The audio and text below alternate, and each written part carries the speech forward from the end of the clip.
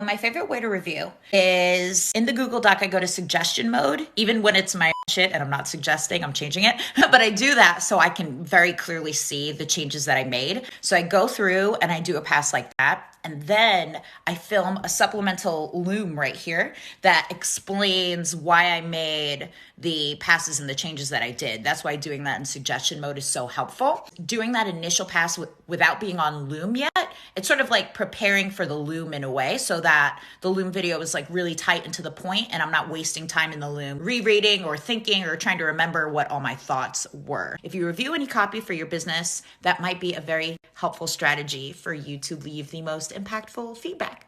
I always think about what is the larger view, or it's like if I was to think about this as a city planner or something, what is the overarching theme that I notice a lot of my feedback has? Because normally it can be boiled down to a couple of things. Is it like, generally speaking, the sentences ought to be shorter because it would flow better? Then I offer that as like my leading critique so that the writer knows every other time, and I tell them this too. So every other time when you're doing a round of editing, I want you to specifically check for opportunities to make the sentences shorter, as an example, or opportunities to get more specific in the writing, or to get more emotional in the writing, or to draw parallels between other things. Whatever I notice is the stuff that I changed multiple times. I say, okay, doing forward, I want you to be highly alert to these things in every other piece that you do.